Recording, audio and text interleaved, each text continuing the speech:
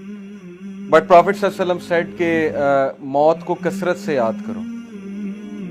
उसकी वजह यह है कि इंसान जब मौत को भूल जाता है, जो कि एक बहुत बड़ी हकीकत है, एक अटल हकीकत है, सब मानते हैं, इवन कोई एथियस्ट भी हो वो भी ये मानता है कि वी हैव टू डाई। सो इस्लाम हमें बताता है कि जब हमारी मौत होती है तो क्या होता है हमारे साथ, रूह के साथ क्या होता है, कब्र में क्या होता है।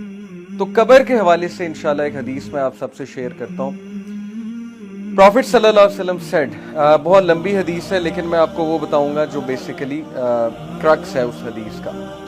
इज़ा दखलल मय्यितुल क़ब्र, जब मैयत को कब्र में ले जाया जाता है, यानी जब रूह आसमानों पे जाती है, अल्लाह ताला से मिलती है। ये हदीस में आता है कि 7 आसमान चढ़ती है रूह, फिर अल्लाह ताला तक ले जाया जाता है, यानी अल्लाह को देखती नहीं है लेकिन अल्लाह की प्रेजेंस में पेश किया जाता है। और अल्लाह अगर उससे राजी है तो अल्लाह कहते हैं इसको ले जाओ, मैं इससे राजी हूँ। अगर अल्लाह नाखुश है, राजी नहीं है, तो फिर कहते हैं कि थ्रो हिम, इसको फेंक दो यहाँ से, और फिर ऊंचाई से उसको फेंका जाता है रूह को कब्र तक। तो जब मैयत को कब्र में लाया जाता है, यानी अब उसके सवाल जवाब शुरू होने वाले हैं।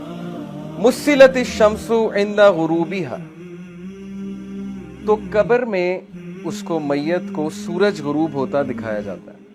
जैसे असर के टाइम पे नहीं आपने देखा, सूरज जब गुरूब हो रहा होता है एकदम ख्याल आता है कि नमाज पढ़नी है। फयजलिसु यमसहु आइनैहि, तो वो अपनी आंखें मलता है, जैसे हम सोकर उठते हैं ना अपनी आंखें मलते हैं, तो वो अपनी आंखें मलता है और देखता है कि सूरज गुरूब हो रहा है।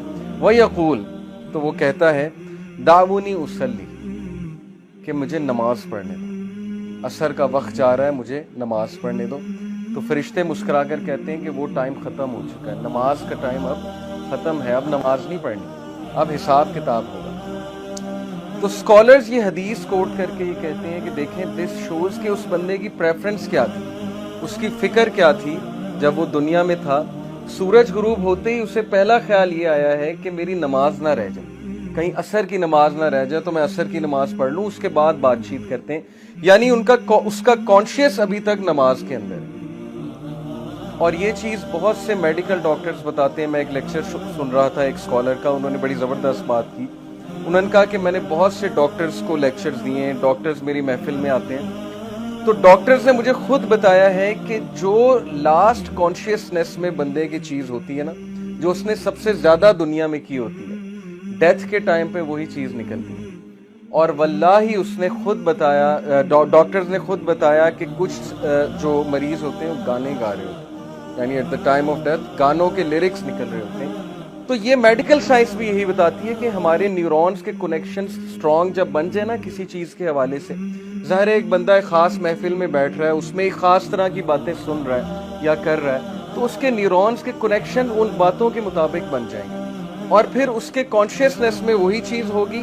और जब भी वो अनकॉन्शियस होने लगेगा तो कॉन्शियस की वही चीज़ रिपीट होगी जो असल में वो करता है।